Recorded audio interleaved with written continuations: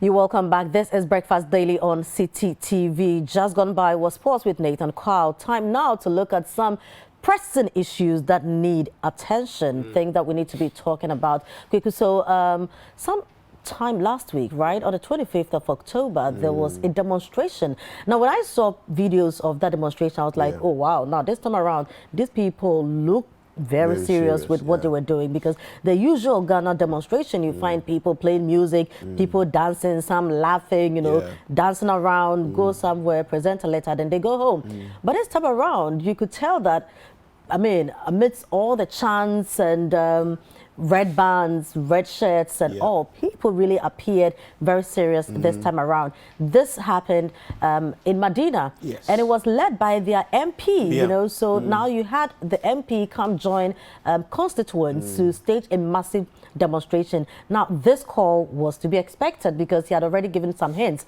that if attention was not given to the bad nature of the roads, he will be joining his constituents to stage a demonstration. Now, that happened, you know, on the 25th of October.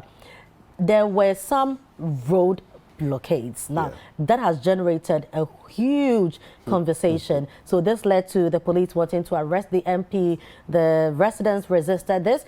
Now, there was an update, you know, all the way to his church yesterday. And the story is unfolding, is developing. So I think we need to understand what the ins and outs really are. Was it just about the demonstration? Did they have to block roads? You know, what exactly went on? We shouldn't also forget the fact that now the MP's driver has been, his bodyguard, right? His bodyguard, has been interdicted because, according to the police, he drove into the crowd, endangering the lives of some police officials and some citizens as well. So this is what we need to be dealing with, you know, and I think that this is one case that will bring out a lot of discussions, a lot of education. What can the MP do? What can the MP not do? You know, he's also reported to the Parliament, you know, the Speaker has also spoken. It's quite an interesting development, you know, coming out of this issue. There's so many angles to this. Now, if you happen to have missed any of it at all, we're going to show you exactly what happened at the very beginning, and then we'll continue the conversation.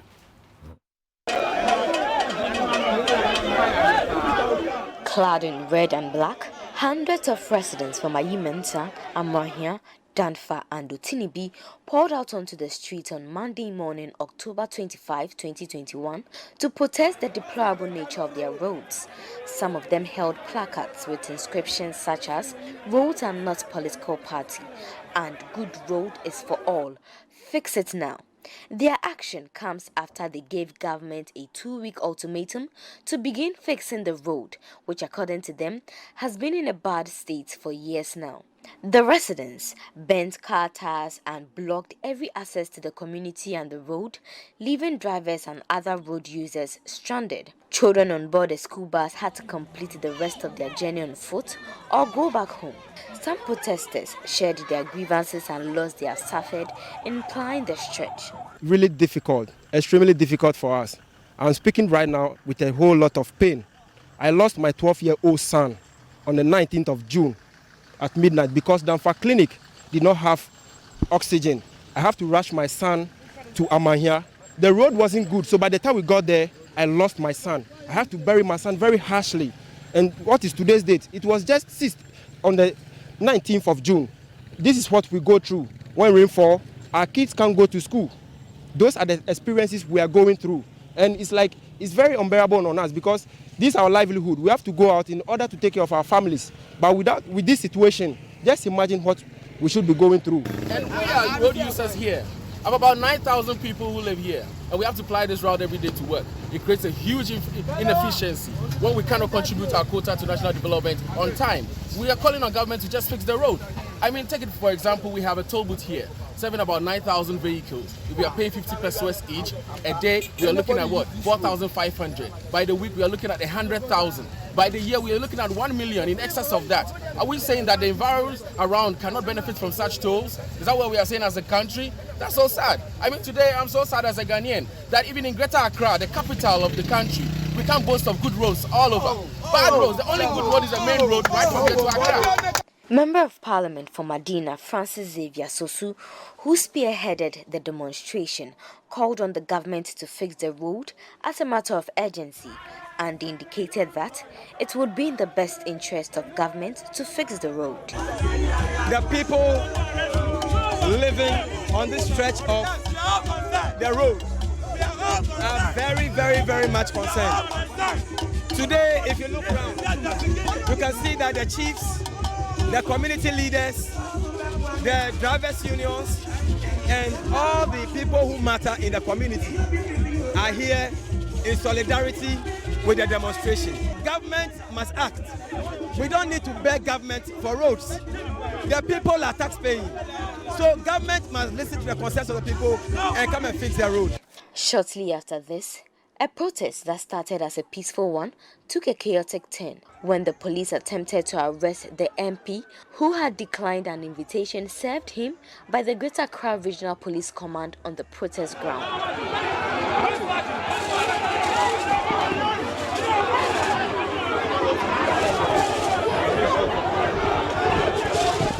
His constituents, who would not have any of that, engaged the police in a scuffle in their quest to prevent their MP from being arrested.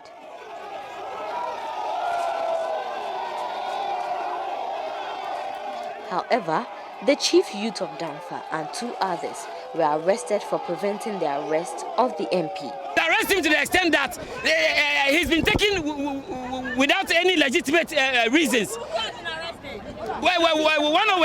One sub-chief of the town, and then he's been part of the organizers of the demonstration. Honestly speaking, fixing our roads does not add food to us, but it serves purpose to everybody. If you are a policeman and you have family in there, and there's a sort of an emergency for your family to be rushed to the hospital and the road is not good, we are not doing it for me, you are not doing it for the MP, we are doing it for everybody. The residents and drivers have resorted to replicate the protest in all electoral areas in the municipality until the roads are fixed. 15 electoral areas. Okay. We are going to do the demonstration everywhere. I'm telling you, I'm an assembly, they are all assembly members. So it means that the demonstration is not ending. Oh, this is not the precedent. We are going to do everywhere.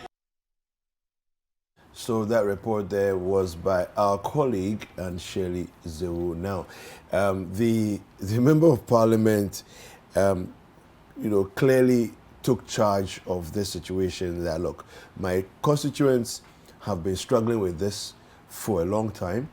I'm not going to let them go out there by themselves to demonstrate because I represent them. Yeah. Right. And so if I'm representing them in the House of Laws, right, what pain that they're feeling on the ground, I need to be there with them. And so he comes out there.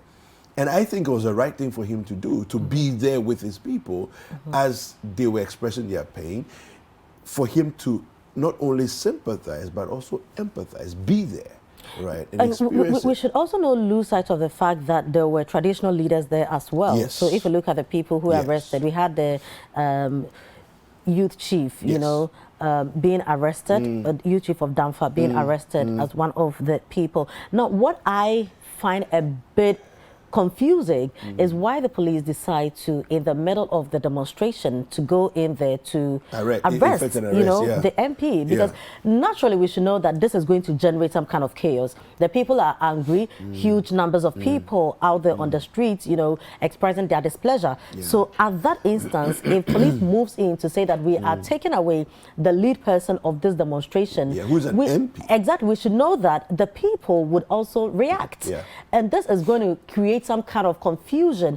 I mean, it's so welcoming and, quite fortunate that we didn't have people being injured, too many people being injured, casualties and all that. But we should also lose sight of the fact that, according to the police, when the bodyguard, who was driving the MP's vehicle sped off, 2 police officers have reported that they were kind of injured, other civilians as well. But in all this, my question is, was that a right time for police to move in to say they are arresting the MP? Looking at where we are coming from, Edra incidents and other kind of protest in that aspect, with police coming in, either to make intervention or to do something else, and how the way it turned out. So if you listen to Anne Shelley, she mentions that a protest that was supposed to be peaceful now moves into a chaotic situation when the police comes in, you know.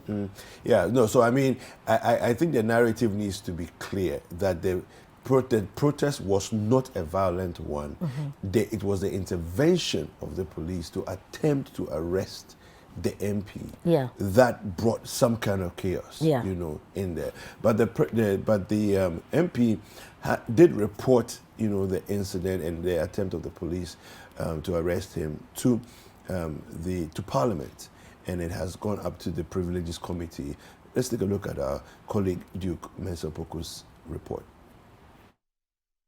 The officers cited in the complaint are ACP Isaac Kwadwo Asante, the Greater Accra Regional Operations Commander, and ACP Eric Winful, the Adenta Divisional Commander. On Monday, the Madina legislator had joined some of his constituents and residents of Ayimensa, Kweyman, Danfa, Adoteyman, and Otinibi for a protest over bad roads. According to him, he was manhandled by the police officers on duty. Citing the provisions of Order 31 of the Standing Orders of Parliament, Francis-Xavier Sosu called for the officers to be hauled before the Privileges Committee. Mr. Speaker, the police invited me to the region where we sat and had a conversation, and the police proposed that we change the date because on the said that week was going to see the regional tour of His Excellency the President and the demonstration by the law students, aggrieved law students of the Ghana School of Law. And Mr. Speaker, I obliged. After the meeting, the police served me with a letter dated 14th October 2021, in which the police itself prescribed the date for the demonstration, which was 25th October 2021. And it was this day that we embarked on this demonstration, which, in my estimation, did not record any casualty and was one of the most peaceful demonstrations, except that the people were out there venting their anger. At the end of the day, we were able to control that. Under those circumstances, I didn't see the reason why, as a sitting member of Parliament of this August House, the police will manhandle me in that manner. The Speaker admitted the complaint and referred the matter to the Privileges Committee. A committee will investigate the complaint and will submit a report to the House for the full consideration of the matter. At the end of the day, it is the House that will determine whether the complaint and the report, with whatever evidence gathered, really did constitute contempt of Parliament. Right, so you heard the MP, Francis-Xavier Sosu, of Madina, you know, stating his case. Now, he is given details of what preceded the incident. The incident on 25th October. So he was invited. They had to change the date of the protest, which they obliged. Yes, you know, on the given date is when they actually did it. Now, I think that where the challenge is coming in is they blocking the road, because when you look at the report that the police have issued, they state that blocking of the road, you know, endangering people's life, and also they state that there was some distraction to public property, you know. So my question is, was the details of the demonstration discussed? Did they inform police that we'll be blocking the road, we'll be burning tires? So, for instance, if I am not part of the demonstration, if I wake up Monday morning, I'm going to work, you know, I get there, the road is blocked. What does that mean? We saw in the videos, you know, school children, little children having to wear their mask with some kind of protection or guidance, you know, moving past, burning of tires. The whole place was smoky and all that. So what exactly, you know, is generating all this? Could that have been the reason for the police to move in, you know, to arrest? Because was the situation getting out of hands? I think these are questions that we need answers for, you know. So our colleague, Anas Saidu, who is also a security correspondent here at City TV, City FM, actually has a report for us on yesterday's apparent second attempt to try and arrest the MP. Let's take a look. On Monday, October 25, 2021, the Member of Parliament for Madina, Francis-Xavier Sosu, joined constituents to demonstrate over deplorable roads in the constituency. The police personnel providing security during the protest attempted to arrest him, but the constituents resisted. The Madina legislator reported the matter on the floor of Parliament, and the Speaker of the House, Alban S.K. Bagwin, cautioned the police against such actions. I myself will be issuing a statement in the near future on what is happening to members of Parliament from both sides of the House. Both sides of the House. I receive complaints. I receive information about how police service, some personnel, pursue members of Parliament from both sides of the House. And I have on a number of occasions intervened to talk to the authorities and to draw their attention to the law. Almost a week after the incident, some security operatives made another attempt to arrest the Madina lawmaker at the Believers' House of Prayers Ministry. The head pastor of the church narrated the incident to City News. We invited Honorable Francis Sosu as our guest speaker, because we are in his constituency. So he came. He was preaching. Whilst the ushers came to inform me that there are some security men who are here to arrest him. So I have to come out to hear from them. They said they are here to take him to the police headquarters. And I said, okay, he's preaching. Anyway, what is the issue? And can I have a look at their arrest warrant? And they couldn't provide that. And later they showed me their ID. That's two of them showed me their ID, that they are coming from the police CID headquarters. And I said, okay. Then when he finished preaching, and I will deliver the message to him, and then we can take it up from there. So when he finished preaching, and I took over to pray for him, and I saw the youth in the constituency gathering. Yeah, the number was huge, that even some of the church members had to escape because of fear. The Madina Constituency Secretary for NDC, Abdul Razak Hussein, also narrated his encounter with the security personnel who stormed the church to arrest the MP. I engaged one DSP Bwachi, who claimed he's the leader that has been sent from the headquarters to come and arrest the MP. So I asked him, can I see their arrest warrants before, if anything at all, we can allow them to pick him? He said they don't have any arrest warrants, and in any case, they are police officers, so they don't need any arrest warrant before they arrest him. And I said, no, you can't arrest a whole member of parliament without showing any arrest warrant. Then we allow you to arrest. There's no way we're going to agree to that decision. So based on that, he took out his ID card, indicating that yes, indeed, he's with the Ghana Police Service and he is this DSP Bwachi, and that they've been authorized by the regional commander and the IGP to come for the MP. Some constituents of Madina who massed up at the church premises also spoke to the news team. They should leave our MP alone. Exactly. If they have an issue with Honorable Sosu, they should go to the parliament. They should go to the speaker. He's going to give them a form of arrest. Exactly. He's going to give them a letter, something, anything. They should give him an invite. Sosu is not running anywhere and we are with him. If they arrest Sosu, they arrest all of us. Exactly. If they arrest us, they arrest Sosu. So they should be careful, that's all. They invited MP, he didn't come, so they are here to arrest him.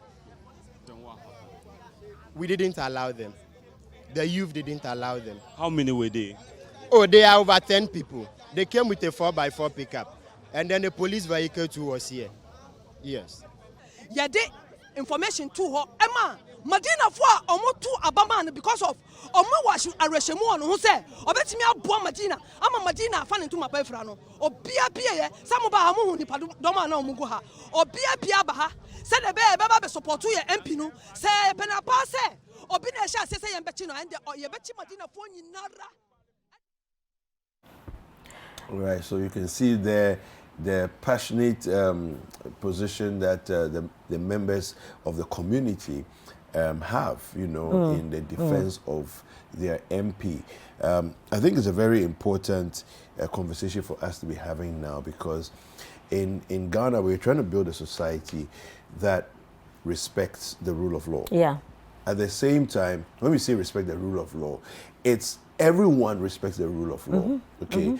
Right from the president to the very last person on the street, right? Everybody has to respect the rule of law. The law cannot be made for certain persons and it does not apply to other people, you know. And law enforcement agents, as much as anybody else, also have to respect the law.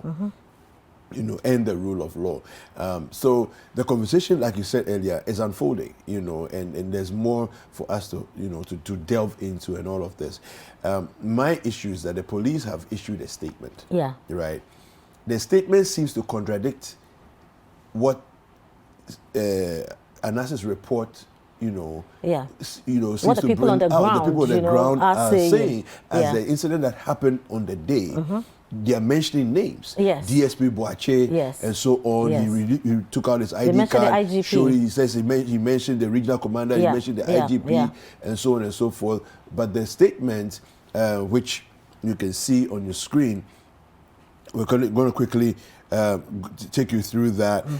Seems to, you know, contradict what it is that the people have said. Now, so the statement from the police says here. Following the protest in Madina constituency led by its member of parliament, Honorable Francis-Xavier, Sosu, on Monday, October 25, 2021, the police commenced investigations into certain alleged criminal acts that occurred. Now, the point 2 says that the MP, Honorable Francis-Xavier Sosu, was invited on the day of the protest to assist the police for his alleged involvement in the unlawful blockade of a road and the destruction of public property, but he declined the invitation. That point 3 says he declined further invitations, citing parliamentary privilege. 3 other persons have been interrogated on this matter, and we shall continue to use every legal means to interrogate all other suspects, including the Honorable MP for Madina. Now, stories circulating that some police, I think we should pay attention to this one, the point 5 and 6. So stories circulating that some police personnel had been dispatched to arrest the MP at the church. That is today. So this statement was released yesterday. So it says today, Sunday, October 31, 2021, are untrue. Any plainclothes police personnel found on the premises of the church may have been there for intelligence purposes and not to effect an arrest.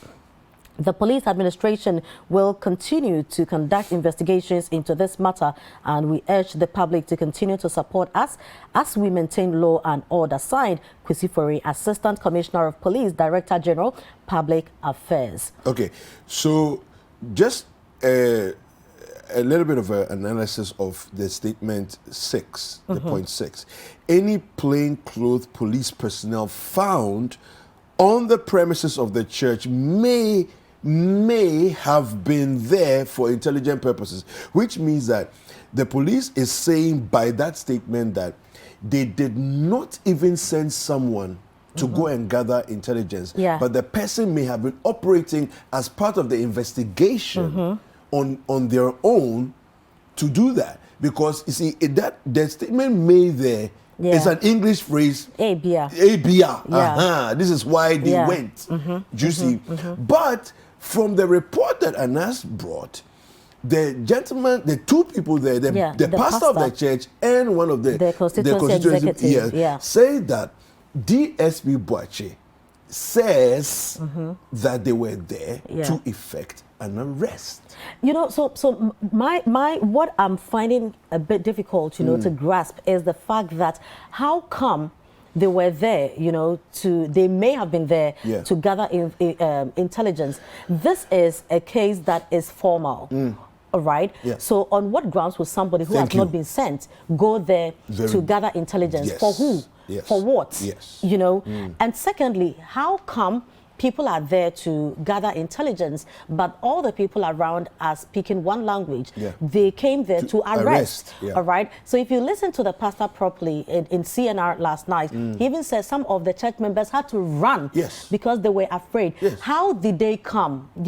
They couldn't, they were not properly identified as being in official police uniform. Yes. Fine. This is why they say they may have been there to gather intelligence, so they probably didn't want the identities known. Yeah. But when they came forth that they are arresting, they showed their IDs. Yeah. So my question is, police works 24/7. So if it's a formal assignment or formal duty they are performing, why were they not in identifiable clothes so that people will know that this is the police here, this is what they are looking for? How intimidating did they look for people to run? Yeah. How come it generated a whole furor, with people who were not church members, even knowing that there's something happening? So according to the pastor, they had surrounded the church. They wanted to take the MP away. Was that part of the intelligence they were gathering? So I think there are the police must let us understand, even with their statement, what exactly happened yesterday. Because per what the church people are telling us, per what the constituency executives are telling us, and what is coming this morning, it needs a bit much more to be answered for, because it just doesn't tick all the boxes. Yeah. Well, there's a lot more that's coming up in the conversation that we have. We want to take a short break. Breakfast Daily will continue. Don't go anywhere. All right, welcome back. And as we said earlier on, the conversations are rife. There's a lot of things for us to talk about. And of course, the hashtag is Breakfast Daily. The WhatsApp line is 0550-585832. Lots of messages coming in already. We'll read them in just a little bit. But yes, we do have a couple of honorable members online that we want to have a conversation with this morning. Right. So we've been joined by the Honorable Ben Abdullah, who is former MP of Fenso South, and he's also former chairman, Constitutional, Legal and Parliamentary Affairs Committee of Parliament. We also have the Honorable Inusa Hussaini, former MP, Tamale Central. He is also former chairman, Constitutional, Legal and Parliamentary Affairs Committee of Parliament. Thank you very much for joining us, Honorable Hussaini and Honorable Abdullah. Thank you for having us.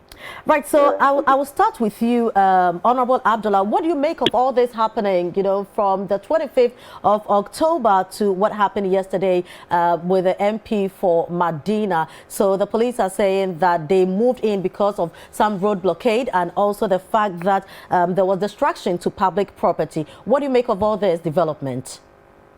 Let me say good morning to all your listeners and viewers, and especially to my good friend and brother, Hussaini Musa, who was my ranking member when I was the chairman for Constitutional Legal.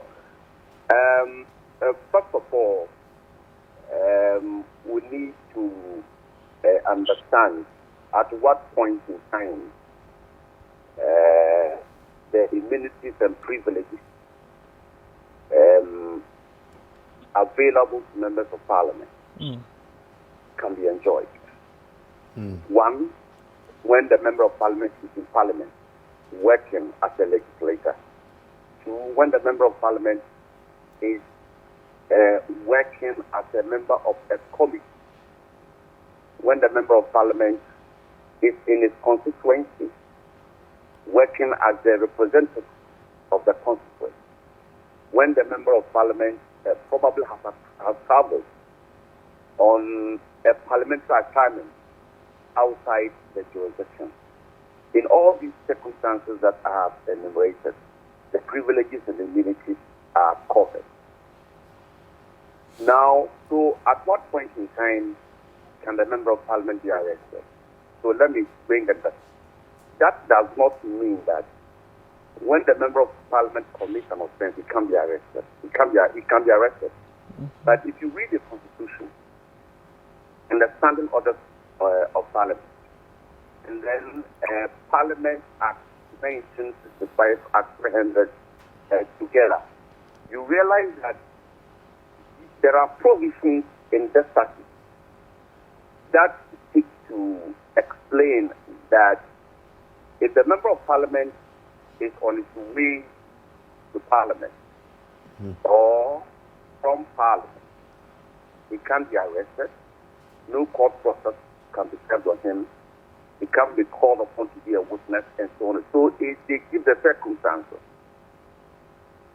And so, and when the member of parliament is in parliament speaking as a member of parliament, he has a freedom of speech. So all these are detailed out in these three statutes that I've enumerated. Now, if you take the issue of Sosu, the member of parliament for Madina, the question that I would ask myself is that, in what capacity was he in the church performing church services? And my question is simple. I mean, my answer is simple. If a member of parliament is anywhere performing a parliamentary duty, then these immunities cover him. But if he's there in a special capacity, for instance, let's say that he's a church member, and on a Sunday he goes to church. He's acting in a personal capacity, not in a parliamentary capacity. So that distinction ought to be made. So if he was there in his capacity as a member of parliament, having been invited as such, performing a parliamentary duty or duty, then the immunities that I have enumerated will cover him. So right, Honorable, so if I may chip in this. So yesterday when we spoke on CNR with the pastor of the church, that is not his church. It was the end of month service, and he was invited as the MP of the area because the church falls within his constituency. So he was invited as the MP of the area. So that is some additional information there.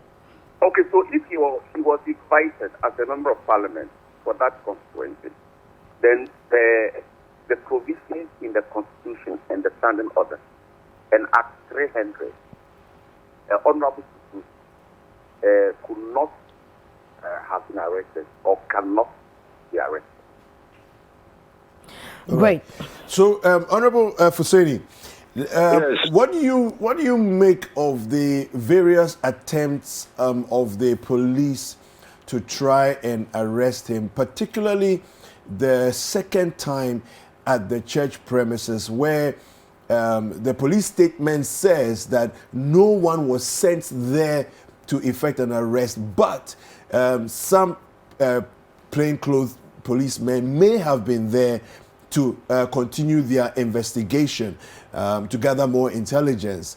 And so I don't know what you make of what is coming from the police. Let me also do the what my brother has done by extending my sincere regards to you and your viewers, and also saying good morning to my brother, friend, former colleague, and former classmate, Ben Abdullah, and also to congratulate him on his new position as the coordinator of the Zongo department or ministry or whatever it is. Okay. Thank you very much.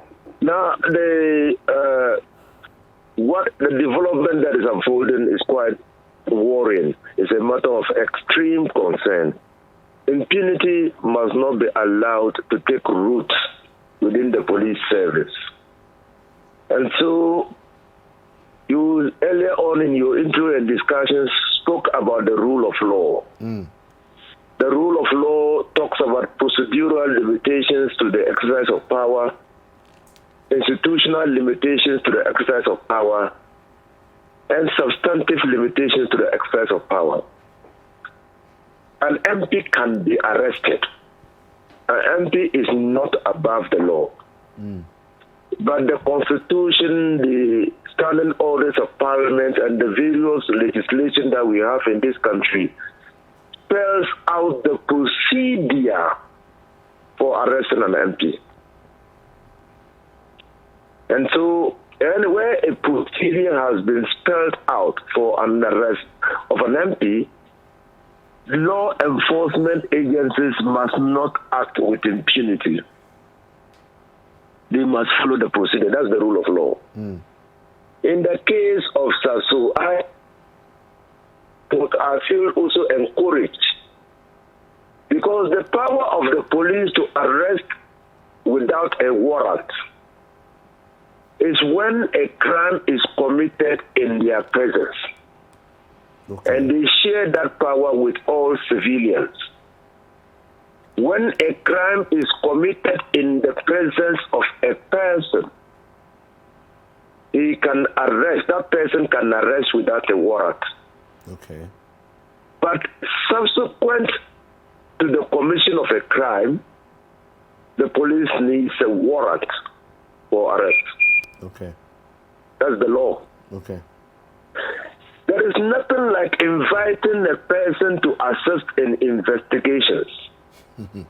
Because it has been said time and again, and the justice of the Court of Appeal, Dennis, has made it abundantly clear that no one has a responsibility to honor an invitation by the police to assist in investigations. You don't have a duty to do that. Now, so what the police ought to do, and they know exactly what they have to do, to write to the Speaker that requesting him to release Sosu to assist in their investigation. The Speaker will do so. If Sosu refuses to abide by the directive of the Speaker to make himself available to assist the police in the investigation, he will be bringing himself within the ambit of the standing orders by showing disrespect to the Speaker. And that itself is a problem, will be a problem for Sosu. If the police believe that Sosu will not honor the invitation to assist them in investigations, they know exactly what to do. They go to court for a court summons for him to appear to assist in investigations. And they know what to do. They know. So, you see, this is a country of laws. It's not a country of men. The statement by the police that the two policemen were there to assist in the investigation, to gather intelligence, is at best an attempt to camouflage, deceive, in any way throw dust into the eyes of the people.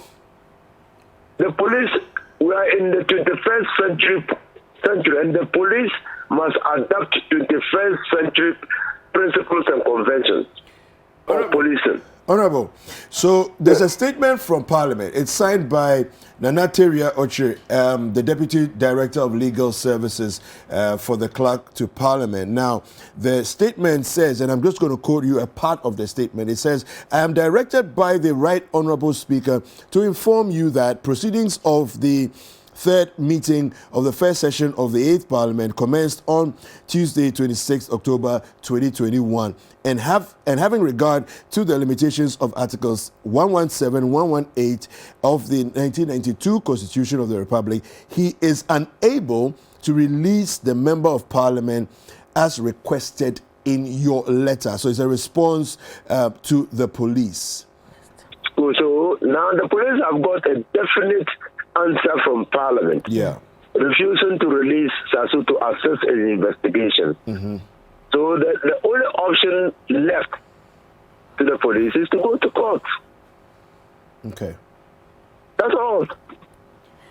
Right, so Honorable, when you were speaking earlier, you mentioned that the only instant where someone could probably arrest without a warrant will be when a crime is committed in front of the police or civilians. Now, let's look at what the police stated earlier on the 25th of October, i.e. the blockade of roads and destruction to public property. Now, could that be a good case for the police to come in to arrest the MP, although he was there in his capacity as a member of parliament? No, with a member of parliament, you have to write to the speaker before you arrest him. So you have to reconcile the two provisions. There's a procedural requirement for arresting a member of parliament, and the power to arrest without a warrant is when a crime is committed in your presence. Where it involves a member of parliament, you have to draw the attention of the speaker to the need to arrest that member of parliament.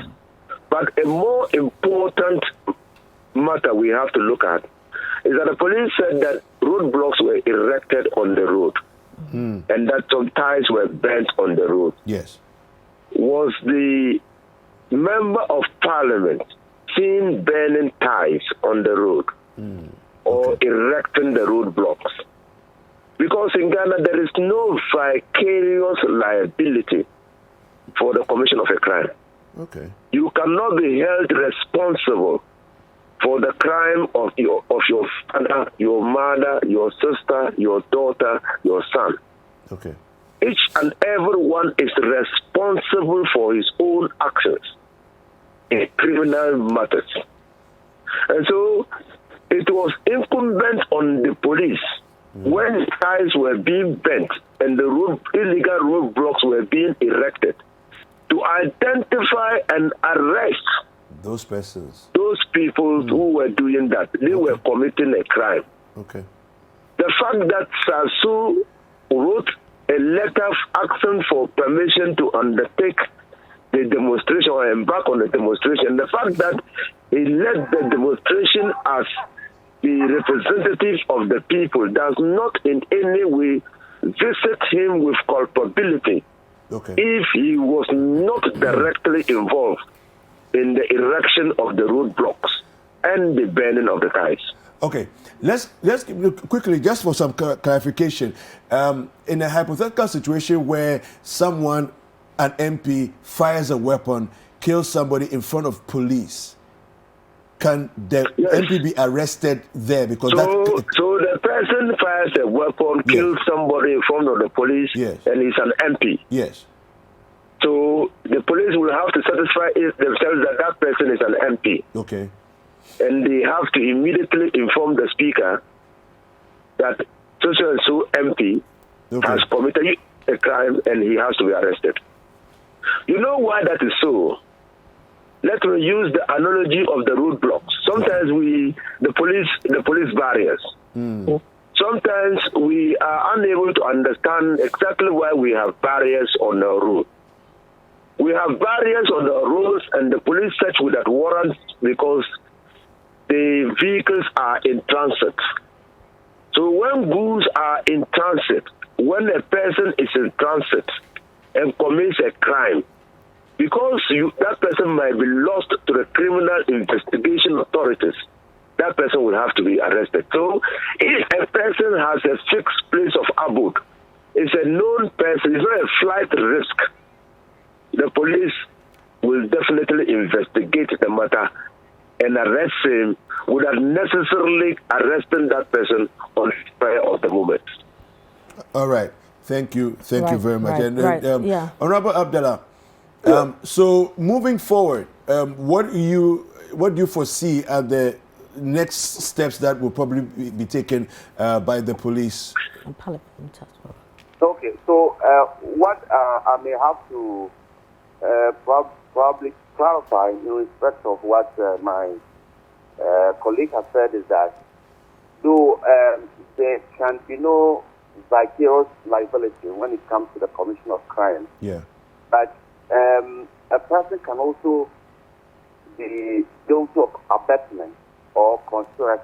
For instance, the mere fact that the honorable member did not actively participate in the blocking of the road or in the burning of the ties cannot, as a matter of fact, also declare that he was not guilty of abetment. So the mere presence of the member of parliament can, depending on how the evidence goes, to determine or to define as giving encouragement to the demonstrators in the burn of the tide. Except that I agree with him on all falls on his principle or on his legal principle that a person cannot be vicariously liable when it comes to the commission of a crime.